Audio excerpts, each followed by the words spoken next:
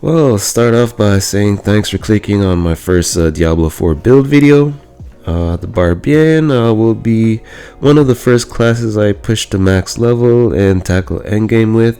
So basically during beta, that's what I focused on to be more familiar with his playstyle. I definitely like to point out I dabbled with D3 but never took it too far endgame wise, so Diablo 4 is definitely just a fresh new experience I'm looking forward to tackle. And also just be aware, the beta, from my understanding, some of the values might change.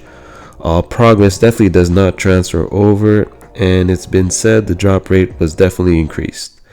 So this short experience in beta will definitely be different come release. And just like always, I just prefer to keep things short and simple, so if there's a specific part you're interested in, use those timestamps.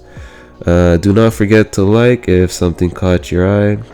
Leave a comment if you have any questions, or just subscribe and hit that notification if you plan to stick around.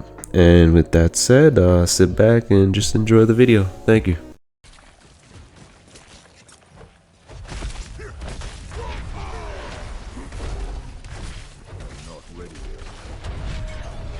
Alright, so this was my Barbarian at the end of the 2-week beta. I made it to max level, which was 25, and as you can see, was able to upgrade my gear quite a bit. You can also notice my base stats. I was pushing a little over 500 AP and 2k armor rating. But honestly, overall, I'm fairly new to Diablo, so really started understanding the whole aspect mechanics at the end of the first week. And so basically on the second week, I focused more a little on that. Came up with this setup that synergized pretty well. It tackles open world and dungeons nicely. Against the world boss, it can hold its own and also provide party buffs. But that famous butcher did elude me on that second week, unfortunately. The main focus is basically keeping berserk mode active for damage. All aspects I had synced up nicely with keeping me fortified and just push out damage. And as you can see on the right, all my gear pieces contributed, but I would say these three are the more core overall I preferred in beta, and I can only imagine the variation possible on release. Yeah, well, this gear setup worked out for me in beta, and I'm just looking forward to upgrading and making it work on the toughest difficulties come release. And just with that said, this definitely covers this section of the video.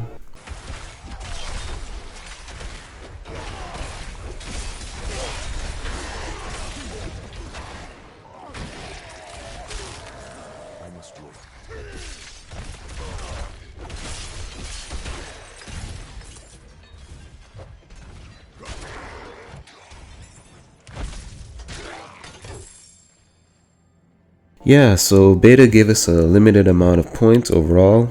So in week 2, I was experimenting.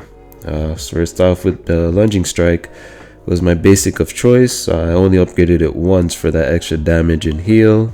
Rend. Sadly, I didn't pay attention to that Wrath of the Berserker buff, but I will stick to Rend and I'll at least take advantage of that extra 50% damage. Iron Skin. When it comes to Iron Skin, I ended up always having a good amount of fortification later on, so I used it less, but it was definitely a good starting choice, but it definitely worked out on world boss fights. Kick. A personal favorite. If you see my Sparta kick shorts, you would know what that's all about. I'll just leave it at that. Death Blow.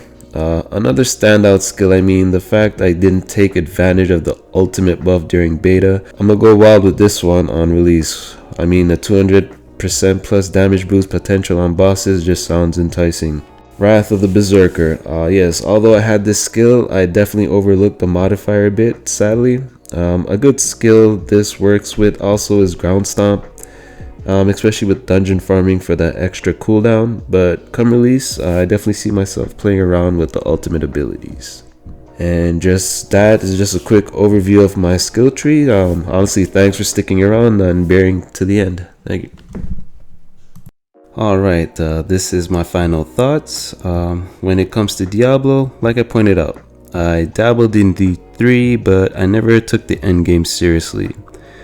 In D4, I'll be tackling that challenge, and I'm also looking forward to see how its PvP works out. So overall, I was content with what I got to experience in the beta, so I'm looking forward to the release. I will be mainly playing Barbarian. Only other class I have my eye on, it would be Druid and his Werewolf playstyle. I tried out Frost Sorcerer and Necro, but hopefully their endgame for them is just more interesting.